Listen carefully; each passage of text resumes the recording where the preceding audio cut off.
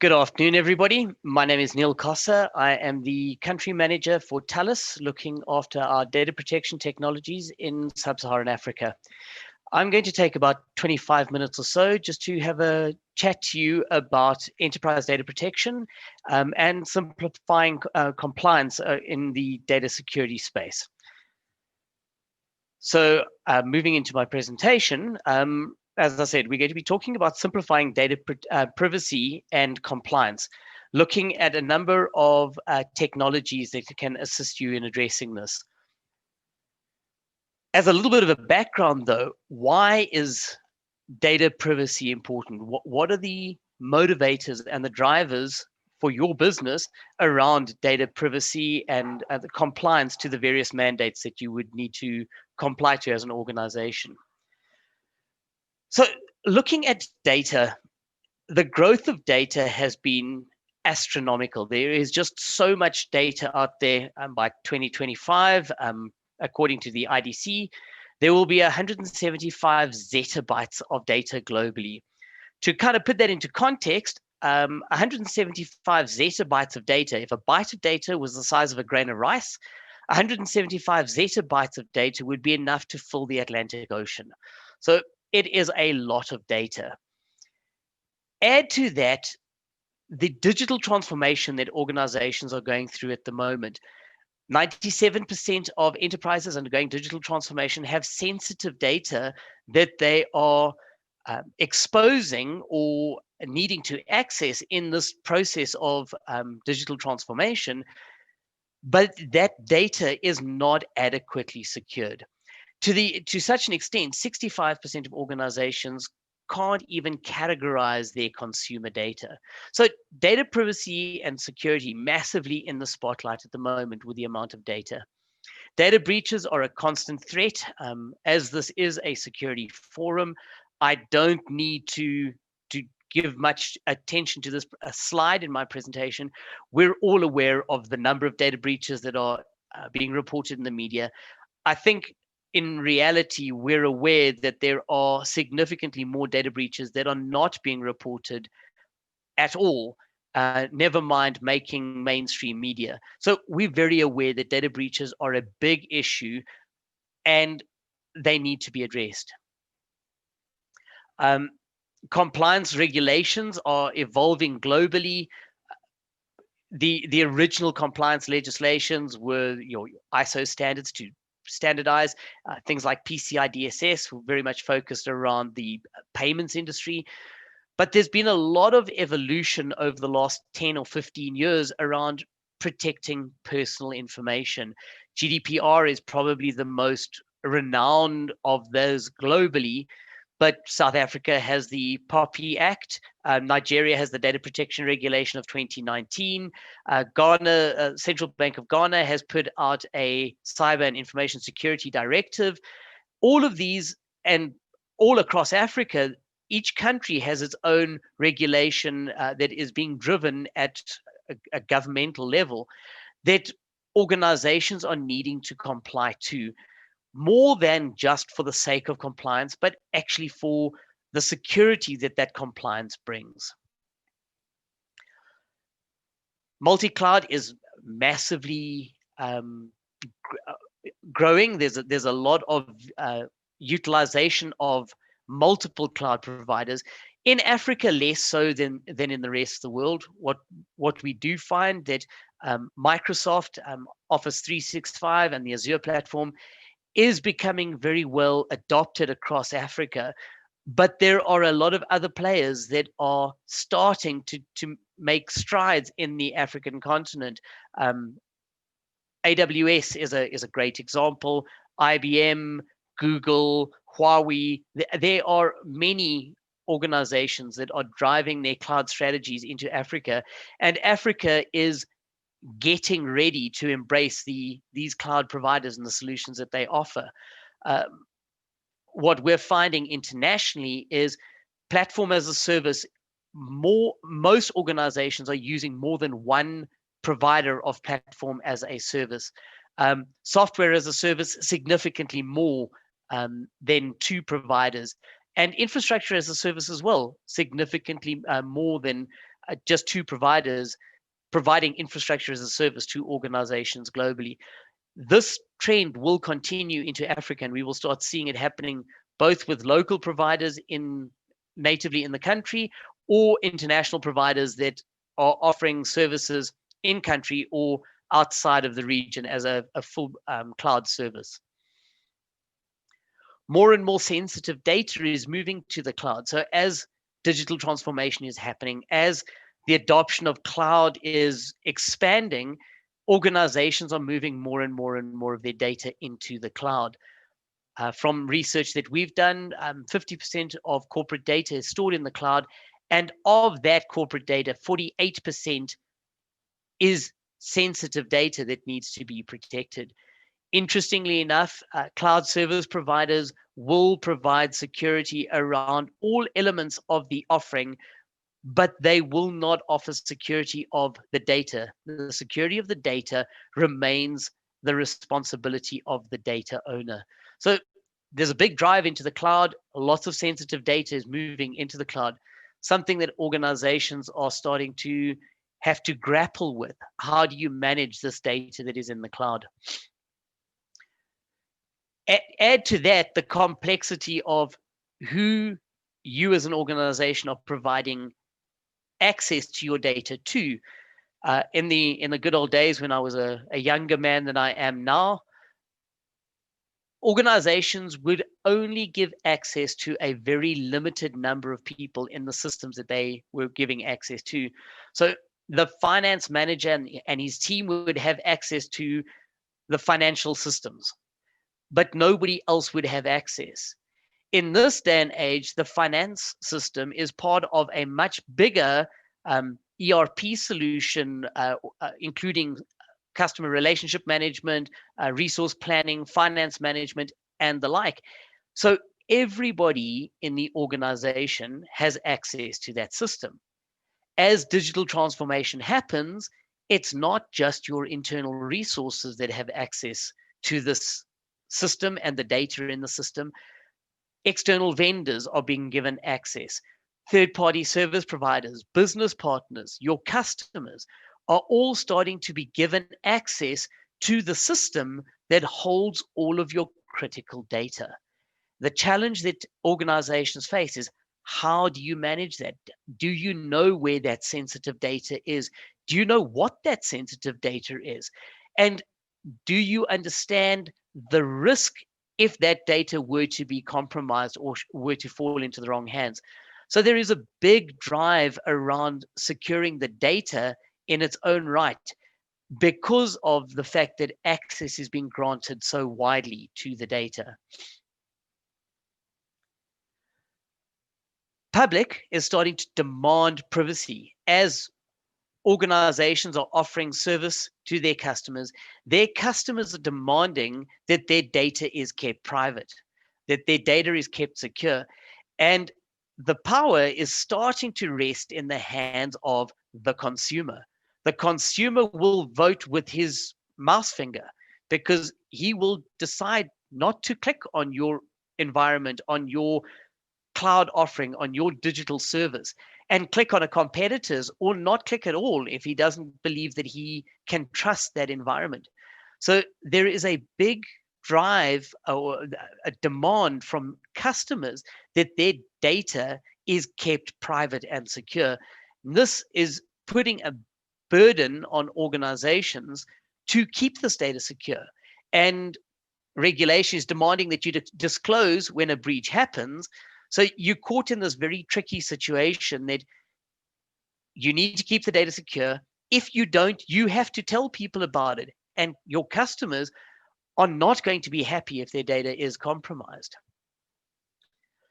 Leaving data privacy to chance is not an option. The consequences of a data breach are starting to be real. We all understand that America, Europe, the UK tend to lead the world in this regard in terms of punitive measures, in terms of consequences to action. But more and more and more, we're starting to see real consequences to the actions of organizations and fines being meted out, potential of jail time for individuals in organizations who should be responsible and are not. So there are consequences to not keeping data private and secure, to individuals, financial consequences to organizations. And the lingering effects of those breaches can be very significant to an organization. Organizations can feel a lot of pain if they are exposed in a data breach. The lesson that we're starting to see emerge in South Africa and elsewhere on the continent is how well organizations manage a data breach, how they get out in front of the situation, and how they communicate with their customers to minimize the impact of the data breach. There are examples in South Africa of organizations that disclosed a breach before it was public knowledge or before it was known, in an effort to mitigate the risk of damage to their reputation. And they have survived that relatively unscathed. They've been able to maintain confidence in their brand and their organization because they were able to manage that. Organizations that don't manage it, or who are caught in a data breach that has been disclosed by a third party, have a much harder time managing the fallout of a data breach in their organization. From Thales's perspective and research that we've done, we have a threat index report that we release on an annual basis. Our threat index report has identified that 69% of data breaches or breaches came from identity theft, compromised identities. So by our investigation, the main cause of an attack is identity theft. The main consequence or the main damage is the loss of unprotected data. If your data is accessible once it is removed from your organization, you have experienced a data breach. If the data is encrypted, it is in reality not breached at all. Excuse me. The proof of that statement is in a number of American states' regulations, where if you have a data breach, you have to disclose it. But if the data was encrypted, it's not deemed to have been breached, so you don't need to disclose. So encryption of data provides very granular control and very comprehensive control of data should it fall out of your environment. Interestingly enough, the use of data of encryption rather as a threat is very well documented. If you consider ransomware attacks using encryption against an organization, anybody who has been unfortunate enough to be exposed to a ransomware attack knows unequivocally that once your data is encrypted, you cannot decrypt that data without the keys.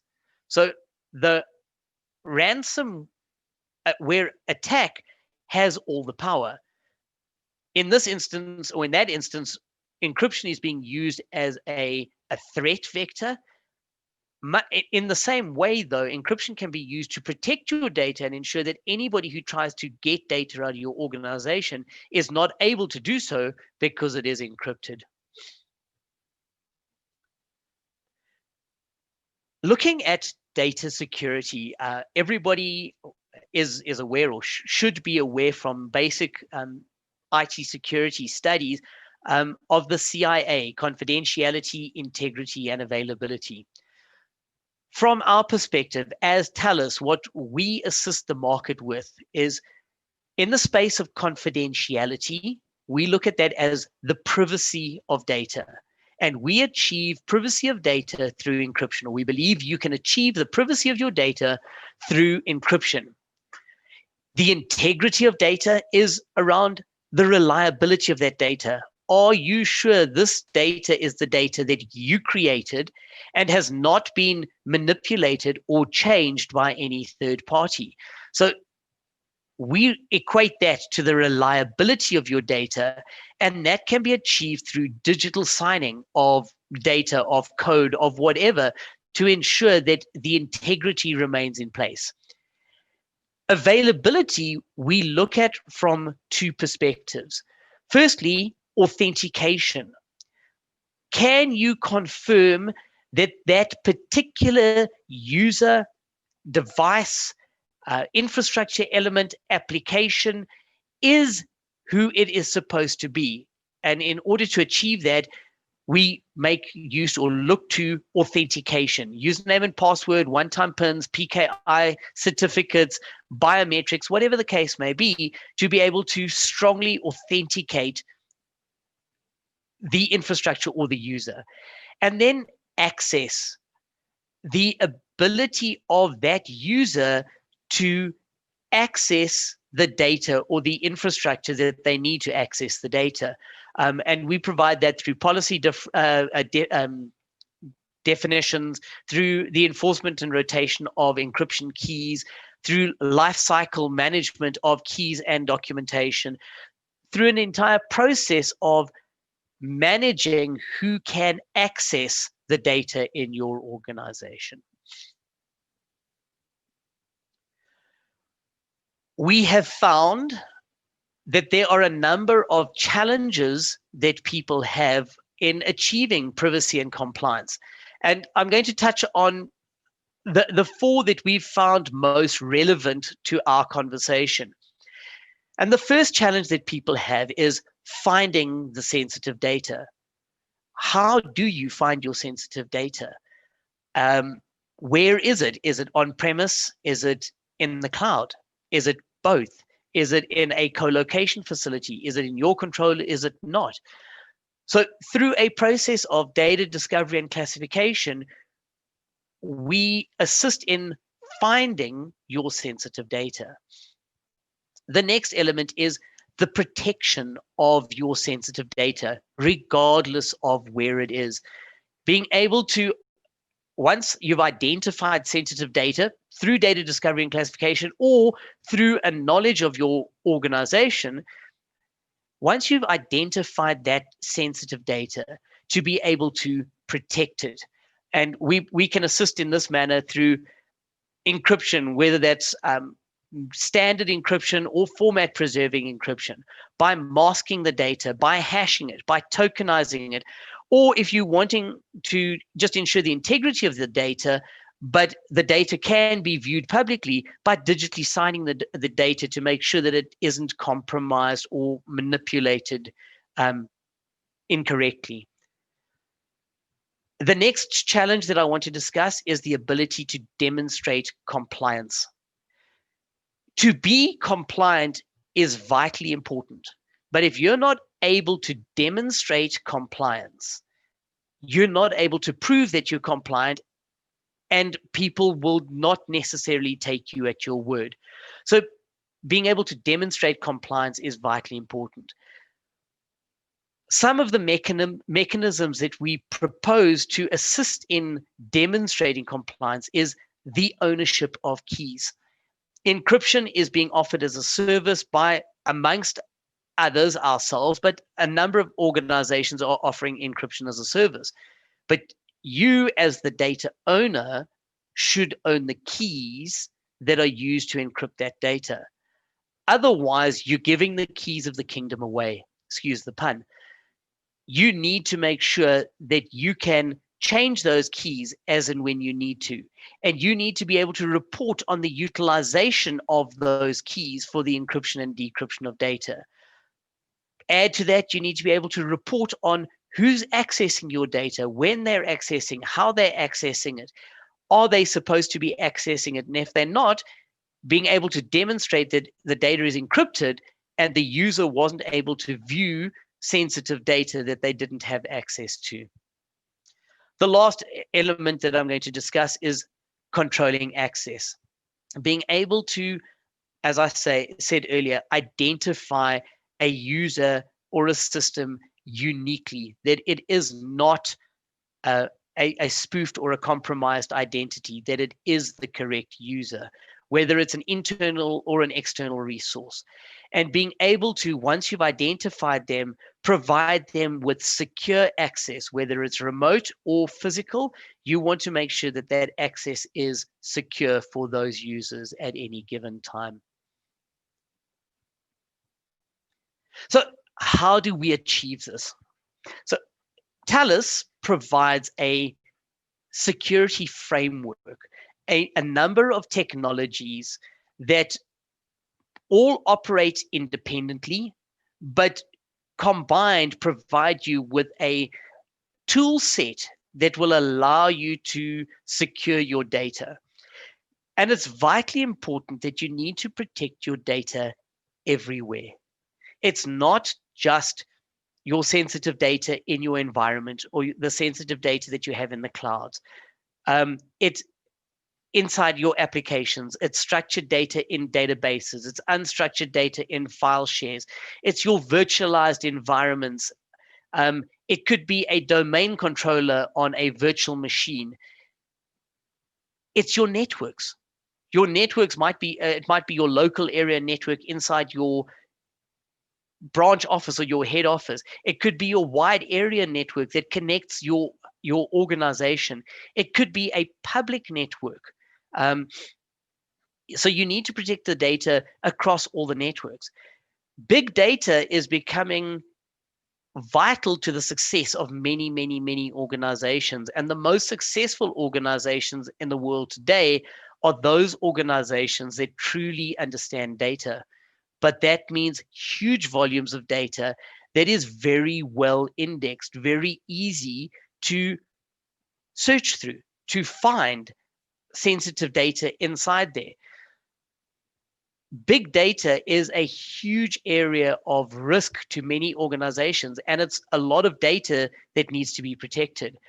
Containers in the cloud, microservices that are accessing that, it is changing the way organizations are building their technology.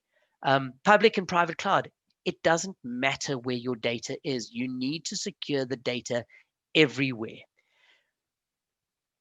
As I said, we provide a unified set of security solutions. And the way the story is told, it sounds like it flows from left to right, the process of discovering and classifying your data.